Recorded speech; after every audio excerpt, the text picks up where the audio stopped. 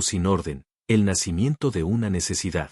Tras la caída del Imperio Romano en el siglo V, Britania dejó de ser una provincia protegida y se convirtió en un territorio expuesto. Las legiones se retiraron, y con ellas desapareció el orden. Lo que quedó fue un vacío. Un territorio fragmentado en pequeñas tribus, sin una autoridad central capaz de defenderlo.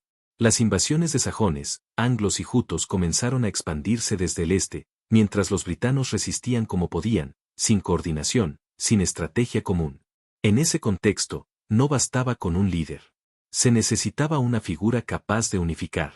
Una figura que no solo comandara ejércitos, sino que representara algo más grande, estabilidad, identidad, propósito. Y es precisamente en ese vacío histórico donde comienza a tomar forma el nombre de Arturo. No como rey, todavía, sino como algo más antiguo, más realista. Un comandante de guerra. Hombre real o invención. La verdad histórica. La pregunta que ha perseguido a historiadores durante siglos es simple, pero incómoda. ¿Existió realmente el rey Arturo? La respuesta no es clara. Y eso es lo que hace la historia tan poderosa. Las primeras menciones de Arturo no aparecen en su época, sino siglos después. El texto más antiguo que lo menciona es la Historia Britonum, escrita alrededor del siglo IX, es decir, casi 300 años después de los supuestos eventos. Y eso ya plantea un problema. Porque los textos contemporáneos más importantes del siglo VI, como los escritos del monje Gildas, no mencionan a Arturo en absoluto, incluso cuando describen batallas que más tarde serían atribuidas a él. Para muchos historiadores modernos, esto es clave. La ausencia de evidencia directa ha llevado a un consenso creciente. No existe prueba histórica sólida de que Arturo haya sido un rey real. Pero eso no significa que todo sea ficción. Algunos investigadores creen que detrás del mito pudo existir un líder real, un comandante romano-britano del siglo V o V, que luchó contra los invasores sajones. No un rey legendario, no un héroe épico, sino un hombre, cuyo recuerdo fue transformado con el tiempo. La espada y el derecho a gobernar. Si Arturo fue real, no ganó el trono como lo cuentan las leyendas. Pero la historia que conocemos, no trata de historia pura. Trata de significado. La espada en la piedra no es solo un objeto mágico. Es una idea. Una forma de responder a una pregunta fundamental. ¿Quién tiene derecho a gobernar?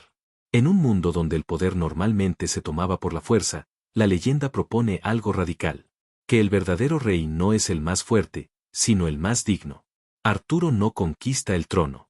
Lo revela. Y esa diferencia es clave. Porque convierte la historia en algo más que política. La convierte en filosofía. Excalibur y el poder como responsabilidad. En versiones posteriores, la historia evoluciona. La espada ya no está en la piedra. Ahora viene del agua. Excalibur.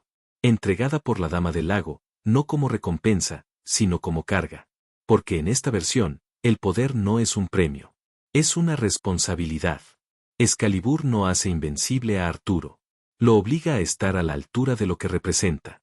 Y eso cambia completamente la narrativa. Porque ya no se trata de quien puede gobernar, sino de quien merece hacerlo. Camelot, el ideal imposible. Camelot no fue solo un reino. Fue una idea adelantada a su tiempo. La mesa redonda, donde nadie estaba por encima de los demás, representa uno de los conceptos más avanzados del pensamiento político medieval, igualdad entre los hombres que ejercen el poder. Pero como todos los ideales, Camelot tenía una debilidad. Dependía de las personas. Y las personas fallan. La verdad final, ¿por qué Arturo existe? Aunque quizá nunca vivió. Entonces, ¿existió el rey Arturo? La respuesta más honesta es esta. Cursor blanco con forma de mano hacia la derecha. No hay evidencia sólida de que haya existido como rey legendario. Pero sí hay indicios de que pudo haber un líder real que inspiró la historia. Y entre esos dos puntos, nació la leyenda. Porque Arturo no sobrevive por ser real. Sobrevive por ser necesario. Representa algo que la humanidad sigue buscando. Un líder justo. Un poder honorable. Un equilibrio entre fuerza y moral. Y por eso, no importa si existió. Porque mientras exista esa necesidad, Arturo seguirá vivo.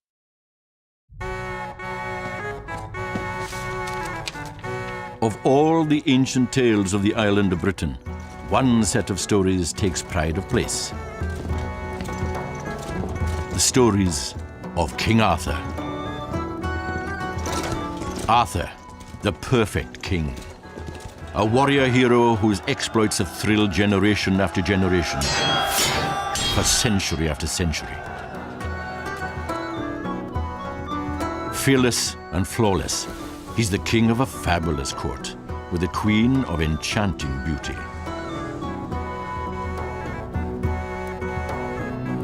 Arthur, champion of honor and self-sacrifice.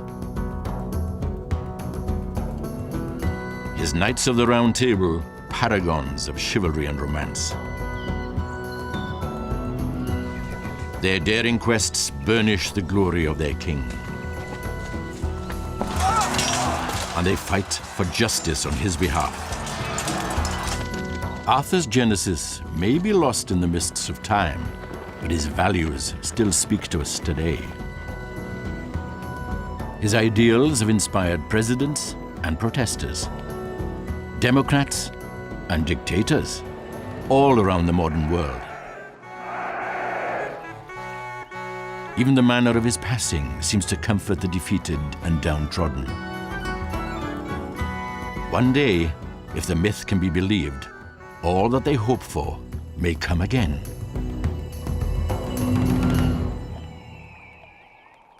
But what are the facts about this mystical king?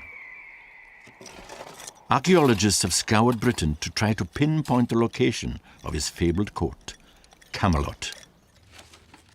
Historians have searched every surviving ancient manuscript for scraps of evidence about the real Arthur. Romantics have sought to follow his quest for the Holy Grail. But have they all been looking in the wrong direction? This is the true story of King Arthur, the legend.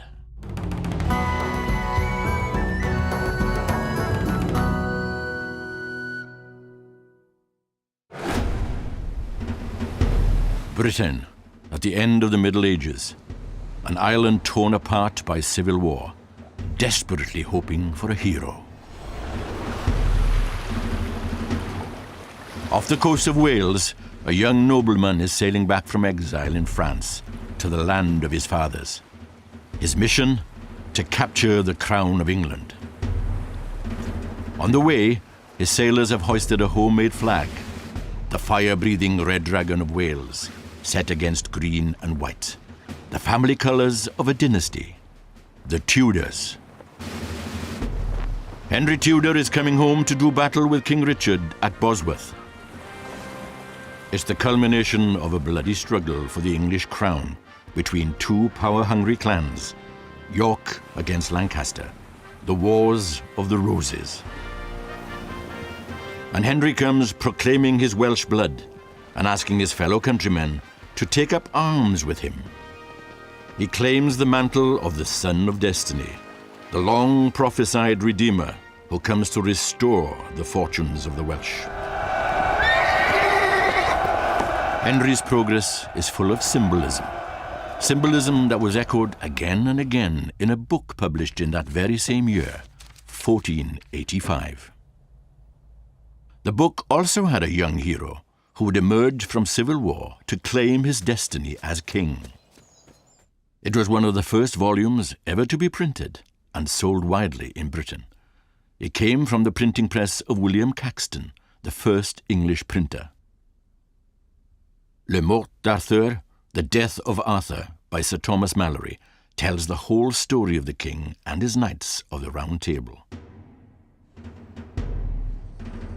It's the legend that we remember to this day.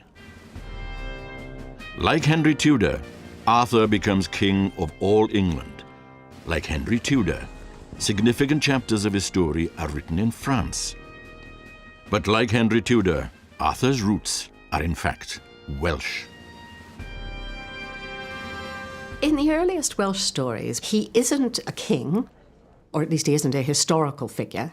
He's a legendary one. Often he's a giant and a giant slayer. Frequently he's a trickster. He behaves in ways that Malory would never have allowed him to behave. What we have is a typical legendary hero figure. By 1485, This shape-shifting legend is ready to emerge from the Celtic twilight to dazzle Tudor England. Malory is writing at the height of the Wars of the Roses. And in the story, he reflects this. You get rival kings fighting for the position vacated by Uther Pendragon, who was the chief king. And Malory actually says, words to the effect, would that the kings of today had the nobles of yesteryear. He's looking back at this wonderful British world, which he sees as the best place to have been. In Malory's story, each pretender to the throne is given the chance to draw the true king's sword from an anvil in which it's embedded. Only the boy Arthur succeeds. No one, not even the boy himself, knows that Arthur is Uther Pendragon's true son and heir. Uther Pendragon falls in love with someone else's wife, and he makes a pact with Merlin, the wizard Merlin. And Merlin changes his appearance, so he makes love to this woman, and she doesn't realize what has happened. And this child, who is a child of deceit and adultery, is Arthur. And this child is given to Merlin, and he's schooled by Merlin. And now this unlooked-for son passes the magical test, reclaims the royal sword, and succeeds his dead father. From now on, through all history, he will be known as King Arthur. His court, Camelot, becomes famous far and wide. There, the greatest knights in Christendom gather in a circle of fellowship. They commit themselves to fight for honor, free the oppressed, defend the powerless. Always defying evil and braving peril, they pursue a mystic search for the Holy Grail, the communion cup of the Last Supper, said to have received Christ's blood at his crucifixion.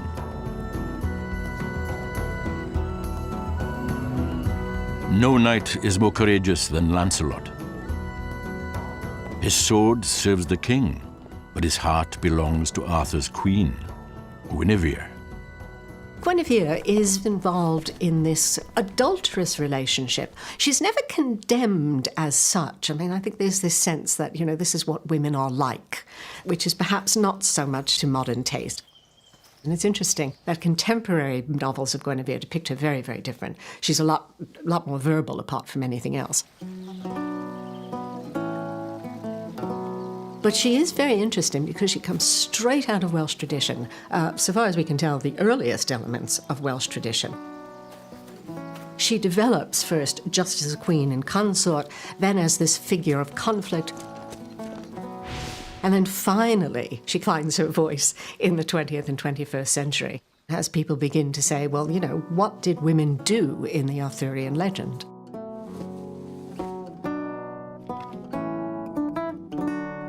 Guinevere and Lancelot are drawn ever more intimately together. Their slow-burning love ignites.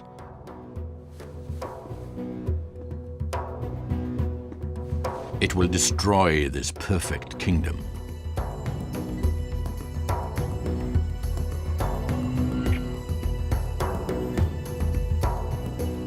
When the lovers yield to their passion, the king's embittered rival, the evil Mordred, uncovers their adultery.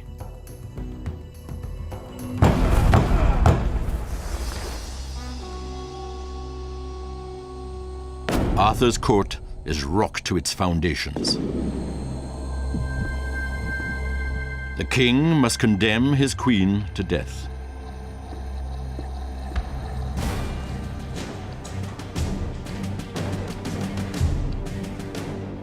The fellowship of the Round Table is shattered, and Lancelot is exiled from Camelot. When he returns to rescue Guinevere, chaos ensues. Mordred raises an army and seeks to batter the king into submission.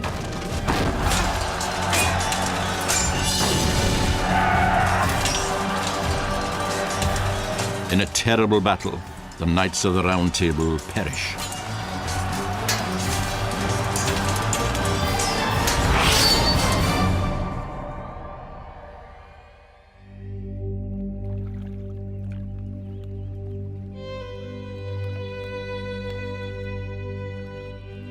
Mortally wounded, Arthur is carried from the battlefield and transported to the mystic Isle of Avalon.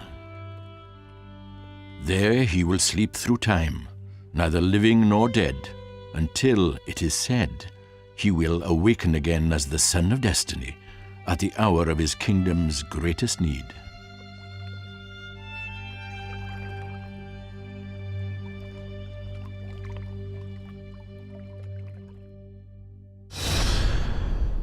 In the real world of 1485, many Welsh people believed that the ancient prophecy had finally come to life.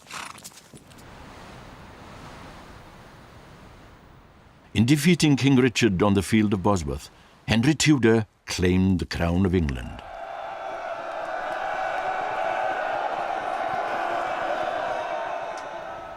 To the Welsh, his very flag was a portent straight from the tales of King Arthur. The Welsh banner, the dragon banner, this is the famous red and white dragons, which Merlin prophesies about, that there's a battle between two dragons. It looks as if the white one is going to win, and just at the last minute, the red one comes in, duffs up the white one, and, is victorious. The red one is Wales.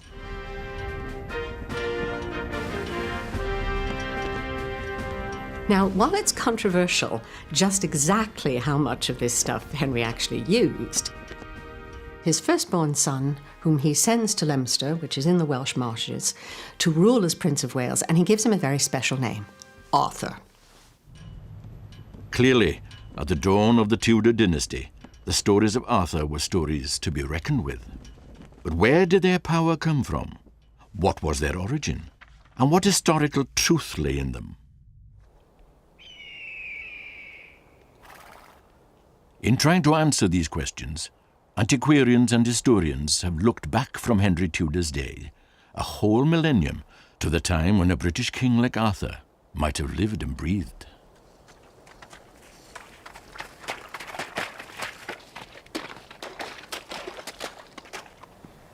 In the centuries after the Roman Empire collapsed, the native peoples of southern Britain found themselves ringed about by hostile forces.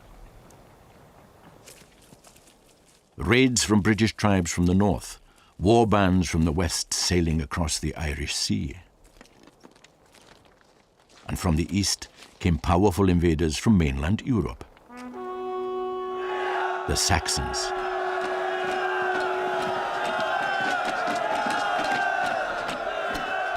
Native warlords were forced to defend their lands and their peoples.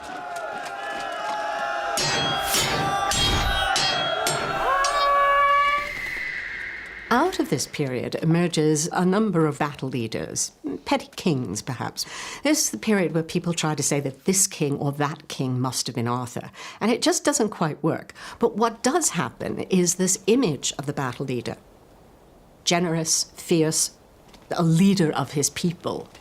And it's the stories about these figures that eventually historicize the figure of Arthur, so that you get a king, a specific king, a mythical king, who is the savior of his people. So who was this hero figure who turned back the Saxon tide? What were his values, his culture, and what might his people have seen in him as a hero? In order to understand any of this, we need to go further back in time again. Much further back.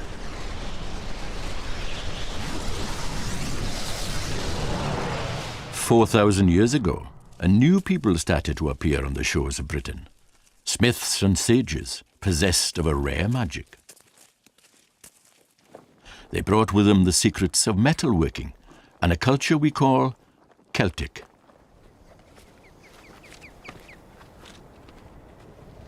We know them as the Beaker people, from the fine pottery vessels they use in their everyday life and their rituals. Their beliefs are now lost in the mists of time. We can guess at them only in tales of the old gods and myths of the birth of a wonder child.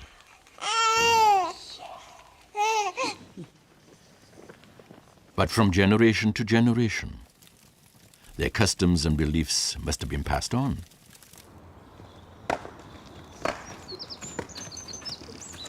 By the late Iron Age, 2,000 years ago, their myths and legends had become part of the fabric of life in Britain. We have some tantalizing glimpses of who these people's heroes might have been. Written down centuries later, the earliest Celtic tales recall strange combinations of gods and humans, using all kinds of magic and trickery. Champions engaged in quests and adventures, forerunners of our King Arthur. Stories of these ancient heroes must have been familiar to every Iron Age child. Suddenly, this settled pattern of life was pulled apart. In 43 AD, the Romans invaded Britain, seeking mineral wealth and farmland and slaves and glory. Across lowland Britain, they built massive army camps, like the one at Caerleon in South Wales. Caerleon is a place that will become enormously significant for the way the story of Arthur is told. It is the original model for his court and capital. And what a vibrant place it must have been, this imperial city, as recent excavations have revealed. What we can see here is a new reconstruction that we've had done. It's still in the development stage, but it shows what this part of Caerleon might have been like at the end of the 1st century AD as we imagine it, around about 100. You can see a river ship coming up the Usk from the Severn Estuary, bringing men and materials into Caerleon. Here we have the quayside, which we've been excavating here, where all the materials and the men would have been offloaded. And then we have a fly-through of the Roman buildings that we've been uncovering. And it really gives a tremendous sense of how big some of these buildings were and how imposing and important they must have looked at the time. So Roman Caerleon was far more than a military barracks. Its trading links with the continent would change the lives and beliefs of Britons forever. It's the first and only time that we in Britain became part of a Mediterranean world. Caerleon was a major access route, so the wine that Romans liked to drink, or the olive oil that they liked to put on their food, for example, came in amphorae in large storage vessels. And it's not just the material things, but also the new gods that Romans brought with them, the new languages, the new ways of dressing and thinking about the world. These would also have been brought into Western Britain, presumably at places like this. The Romans ruled Britannia for 4 centuries. They bring warm baths and writing and Christianity. It's a legacy which will shape the story of Arthur. But when their empire crumbles, the Romans march out of British history, leaving a power vacuum in southern Britain.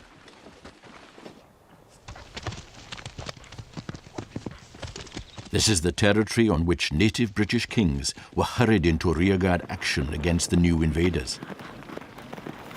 It is the world of King Arthur. It's also the age of the saints. Religious leaders like Wales's patron saint, David the Waterman, stand for the Christianity that the Romans brought to Britain. They are on a mission to keep the stream of this new faith pure from the invading Saxon infidels. But this is a realm where water itself has always been sacred. The old Celtic gods remain close to the surface of people's lives. It's this ebb and flow of Christian and pagan, Roman and ancient British that we must get into focus if we're to grasp the richness of the Arthurian world.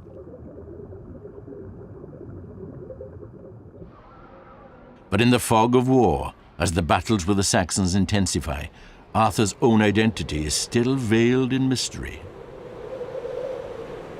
At the beginning of the 6th century, you have a monk, Gildas, who writes about the loss of Britain. And he sort of says, you know, this king and that king weren't up to the task. He's describing a world which is fragmenting almost as he's looking at it. He's actually writing within a generation of Mountbatten. And he mentions the battle. And this is one of the really important battles in the Arthurian legend. But he doesn't mention Arthur.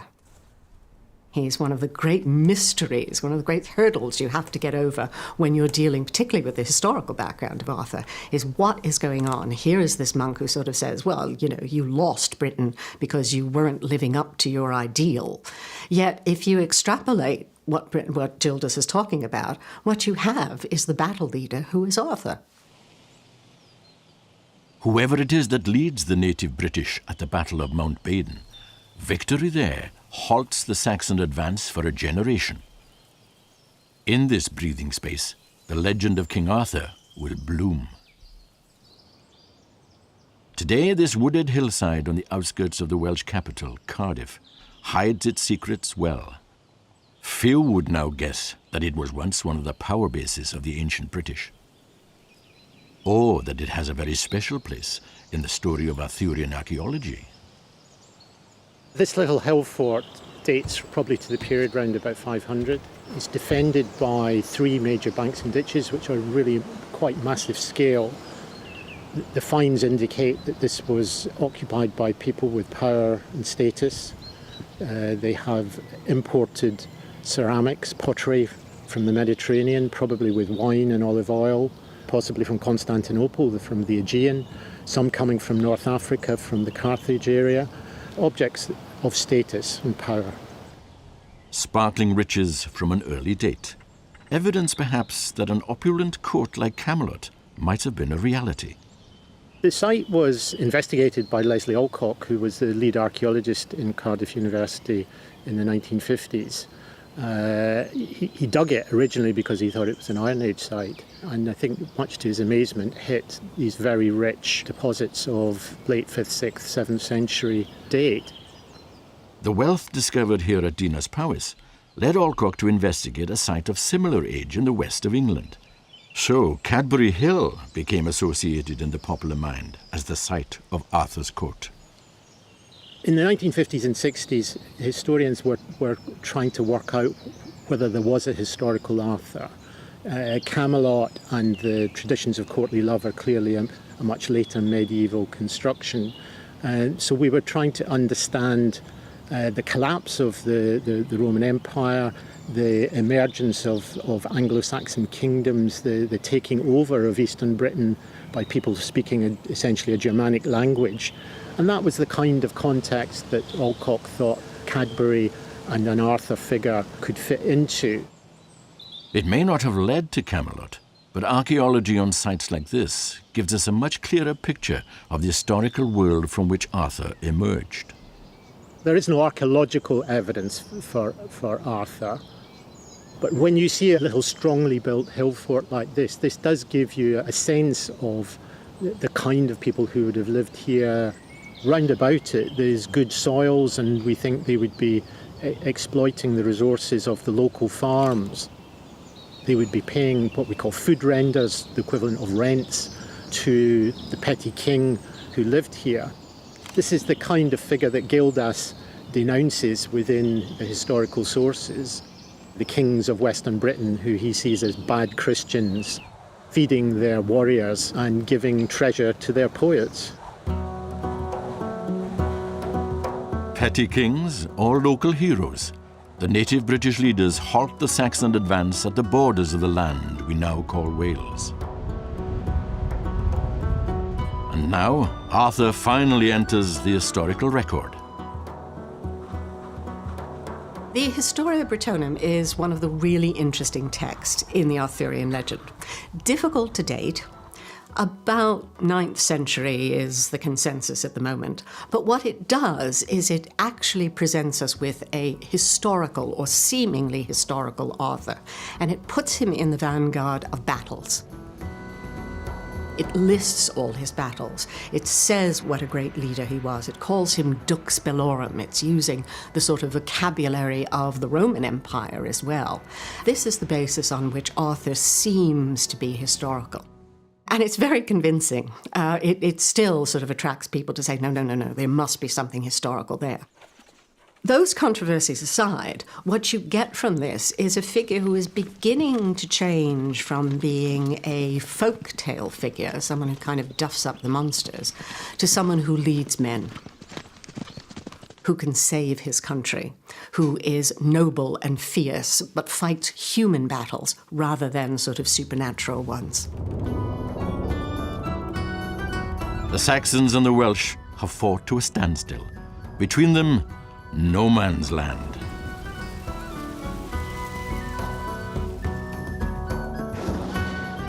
On the English side of the border, the Mercian king Offa constructs one of the largest defensive earthworks anywhere in Dark Age Europe. Offa's Dyke. Over in Wales, Arthur is being remembered more and more clearly as a hero who defended Christian Britain against the infidels from the east.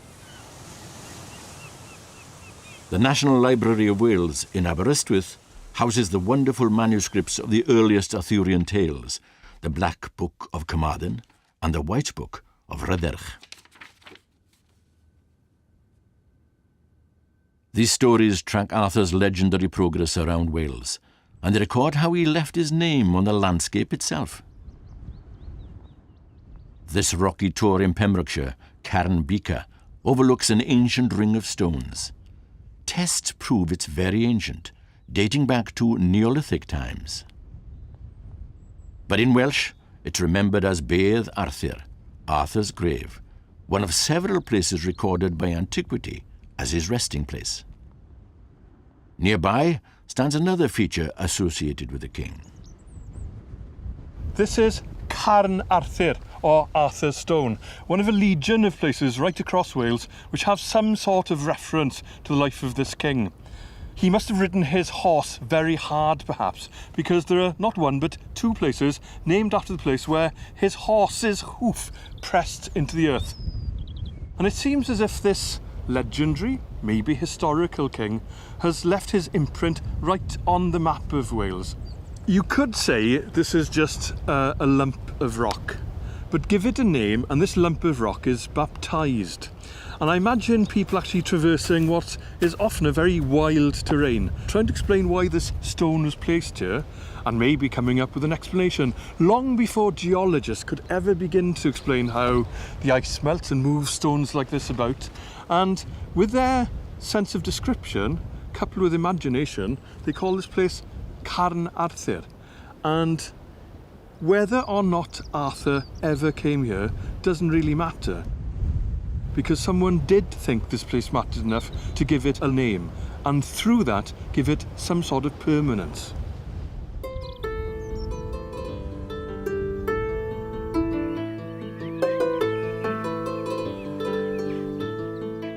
For all that his spirit seems to belong here, and for all the prophecies that he will return one day, Arthur, like the Welsh, seems to be retreating into the mountains, a doomed hero figure destined to be remembered only by his own people. But then, our tale takes a strange twist.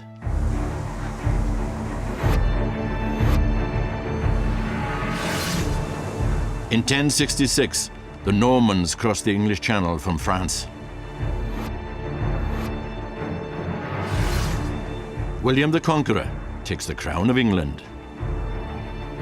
The Normans' grip is consolidated by the construction of hundreds of castles. Just a quarter of a century later, they have built the great keep of Chepstow Castle, the gateway to South Wales. Now they can sweep westwards across the coastal strip, building yet more castles. It's from this new territory that the Normans now control, Marcha Walia, or the Welsh Marches, that a new telling of the legend of Arthur emerges in the 1130s. This will be the Arthur who conquers the world. The author takes these stories, which are essentially British stories, and he forges them into this beautiful, coherent tale. Now, the author himself was part Norman and either part Welsh or part Breton. We're not quite sure, but he's certainly a mixed figure. So he kind of bestrides these two worlds. And so he's in a perfect position to kind of forge this new view of Arthur as the king, the leader, the most noble of all men. And this is Geoffrey of Monmouth. Geoffrey of Monmouth grew up close to Roman Caerleon. Walking its ramparts, much more substantial in his day, he saw it as a great imperial city. He describes Arthur's coronation in the City of the Legion, attended by rulers from all over Europe. And thanks to Geoffrey, Caerleon is still welcoming visitors who are in search of King Arthur. This town now is half of what it would have been when the Romans were here. And then Arthur would have come directly after the Romans.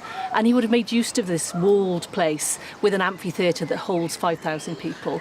So for me, Arthur is a Welshman linked to Rome. And he would have said, come here and meet me at my fortress. We have people all over the world that come in, particularly from the US actually, who feel far more at home with owning Arthur than we do. They've come and they search out Caerleon as a place where he would have been. So for me, completely, Caerleon embodies King Arthur's magic. Caerleon is Camelot. Whatever Caerleon was for Geoffrey of Monmouth, some say he was writing propaganda, using the ancient British tales to legitimize the Norman conquest. Noble and warlike, the Normans are the true heirs of Britain's imperial past. Geoffrey as Arthur is a great, fierce battle leader. He's not the kind of kindly king at the round table. He is really very, very aggressive. So you can see how Geoffrey is creating for the Normans this idea that they had a right to the land. The land never belonged to the Anglo-Saxons. It never belonged to the conquering people. It belongs to these Britons who come ultimately from Troy, so he brings in the classical world as well, give their name to the land of Britain. And in a sense, their ownership is enshrined in this figure of Arthur. Geoffrey's book becomes a medieval bestseller, a big hit across continental Europe. Soon, writers in France are adding new strands to the legend, reflecting the courtly culture of the royal castles of the Loire, which would define la vie française for centuries to come. The most famous stories are clearly the stories in the romances. And these were originally written in the 12th century by a man named Chrétien de Troyes. He certainly wrote the Lancelot story for Marie de Champagne, who was the daughter of Eleanor of Aquitaine, who became the wife of Henry II. So you still have this arc between the Normans on the continent and the Normans in Britain. But he chooses these British stories, these wonderful, wonderful stories, and he fits them actually into a hole that Geoffrey leaves.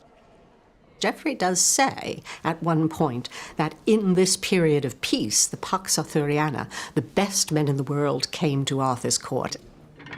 And that's the period in which these wonderful romances are written. Chrétien opens up Arthur's world to embrace the rules of chivalry, what a king should be, what a knight should be, what courtly love should be. The stage is set for Lancelot's fatal romance.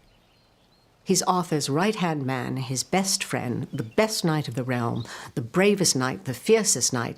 But of course, Lancelot falls in love with Guinevere, with Arthur's queen. And you get the kind of eternal triangle. Because in chivalry, a knight was supposed to love a lady who was married and out of his reach. But what is a practical problem if the queen falls in love with the knight?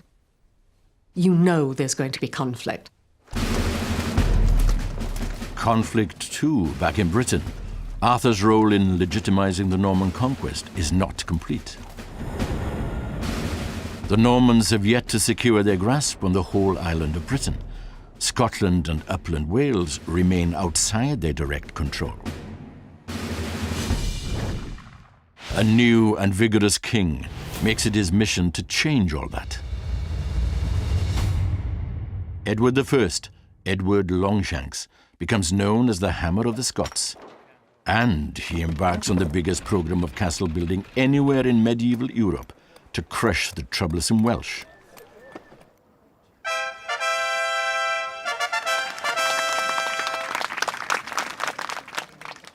It's said that Edward proclaimed his own son as Prince of Wales in Carnarvon Castle in 1284, claiming for the conquerors the mantle of the Son of Destiny. But even the Hammer of the Scots needed the help of King Arthur. The famous round table now displayed in Winchester's Great Hall dates from the days of Edward Longshanks. It shows how he sought to legitimize his claims on Britain by associating his court with the court of King Arthur.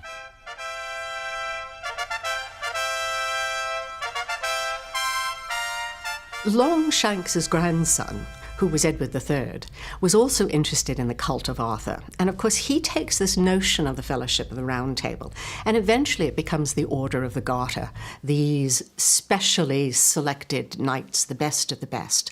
And of course, he invests his son, the Black Prince, as the leader of this. So these Arthurian themes are being anglicized and they're being politicized.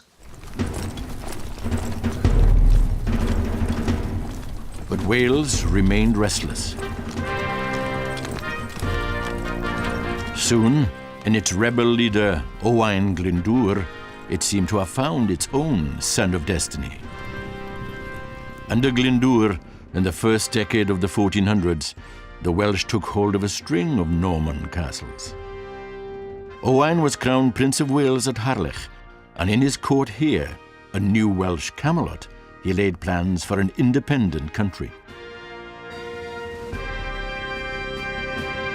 Glyndŵr's Camelot lasted a decade. But in the end, his rebellion was crushed before he disappeared into the Welsh mists, leaving little but prophecies that he too, like Arthur, would one day return to redeem his people. But for the whole of the coming century, Britain remained riven by the Wars of the Roses. It was a struggle focused on the legitimate right to succeed to the throne. That's why the story of Arthur became such a fruitful subject for Sir Thomas Malory. One of the dominant themes in this legend is rulership and who should be king, because in the medieval world it was extremely important to have a clear, clean line. And of course, Arthur doesn't actually have a legitimate son. And in the Arthurian legend, part of the conflict, part of the interest, comes from the fact that it's not there. In the real world of 1485, Henry Tudor ended the Wars of the Roses by force of arms. But he still needed to legitimize his dynasty's claim to the crown. When Henry names his son Arthur, Henry VII calls his eldest son Arthur, and this isn't a boy who survives. We end up with Henry VIII. But it's very interesting how he is using this Arthurian legend. It's very controversial as to what exactly Henry is doing. But what we can see, and we're going to see that we've seen it already, and we're going to see it again, is that whenever you use Arthur, he's kind of a way out of a sticky situation. Arthur always takes you to a glorious past. Claiming a link to this glorious past was important for Henry's fellow countrymen too. The Welsh nobility kept ornate scrolls which traced their ancestry back to the native princes of Wales. And further back again, to King Arthur himself. But as the generations passed, Arthur and his importance seemed to recede further and further from mind. Until another great change in British life brought him back to centre stage. It wasn't a change that you'd have expected to breathe new life into an old legend.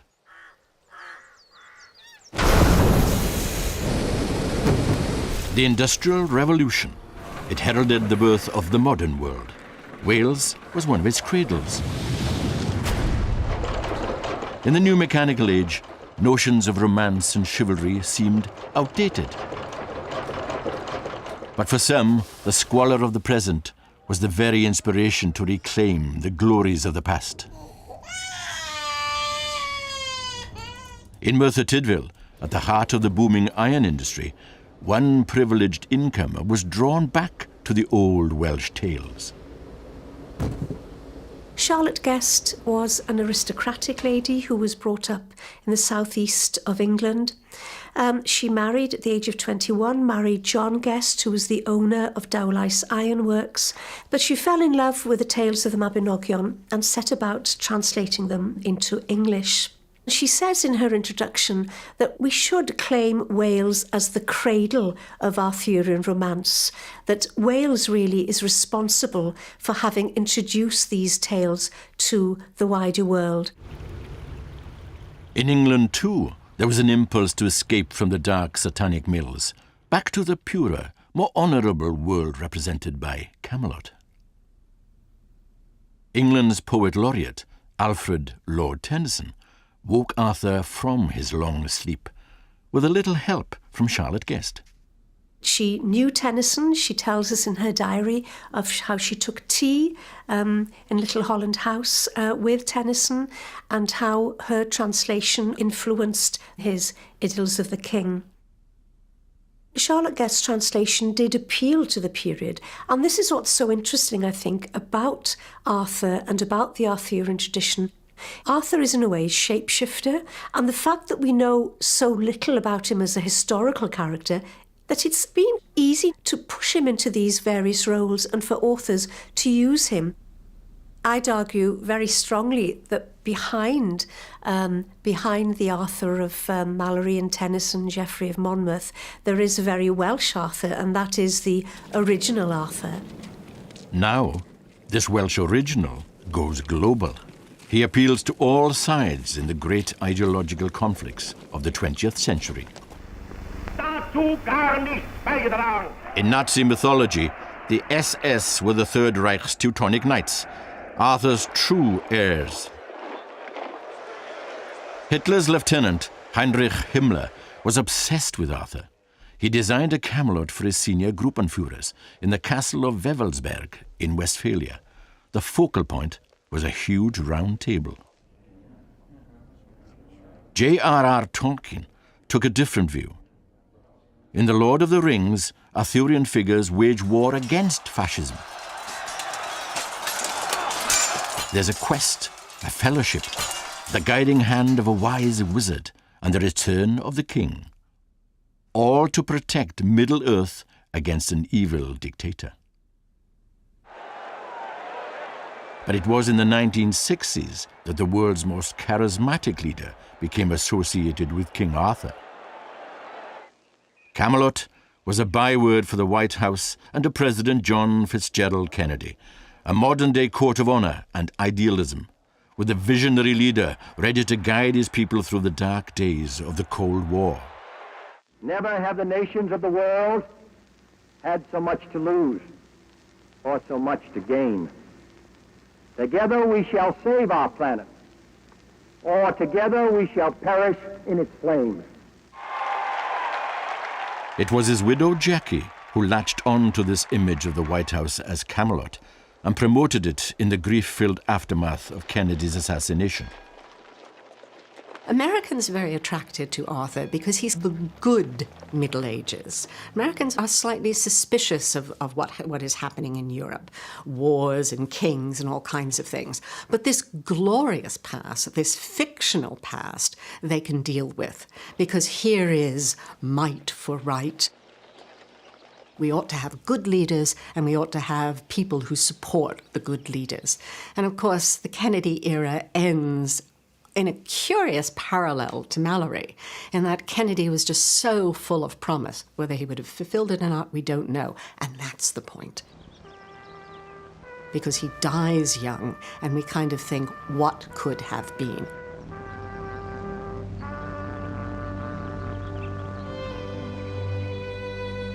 A noble leader, departing this life too soon. leaving a grieving widow and a sense of destiny unfulfilled.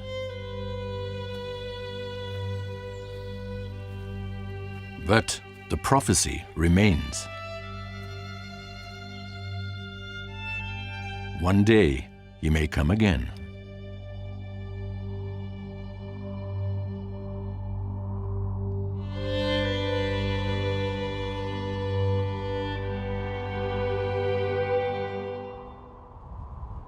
If Arthur's greatest battles in ancient times were with the Saxons, one of his greatest legacies for us today may be the remarkable survival of Welsh identity and culture in the modern world. On match days in Cardiff, the capital of Wales, the Red Dragon is flown proudly. It still has the power to overcome the old enemy. And at least one of Wales's former rugby heroes takes inspiration from his own given name. I sometimes react flippantly and say, of course, I was named after the late king, and wait for the reaction. My first cap, my first appearance for Wales was against England. There was a Celtic Arthurian mist that encircled the city and the stadium. The English came as overwhelming favourites with their legions, and happily, on that day, we won. That whole history, that whole tradition, the occasion, the atmosphere, I felt 10 feet tall. I felt like a king going into battle. We've been next door to a much larger and more powerful nation for our entire history. We need leaders, and the name Arthur invokes somewhere deep inside us a sense that we can produce great leaders, powerful leaders that can inspire a nation, achieve great things. Arthur, as I would call him in Welsh, Arthur in English, Arturo in Italian, and there are endless, it seems, variations around the world. But to me, he was, is, and always will be a great Welsh warrior king. And no one, no historian or anybody else will ever convince me otherwise.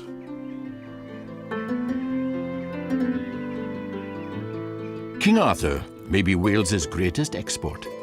He has become a hero for the whole world, and in a way that transcends the facts of history, a legend for all time.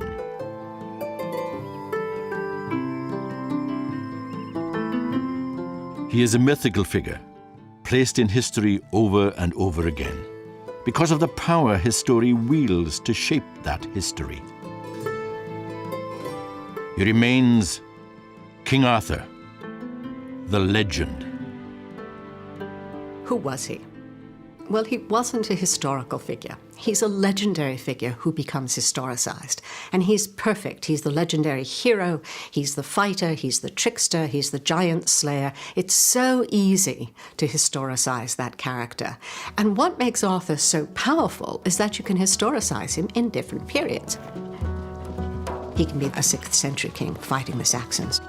He can be a medieval king. He can be a Victorian king. He can be a 20th century king. He's going to go into the 21st and 22nd century.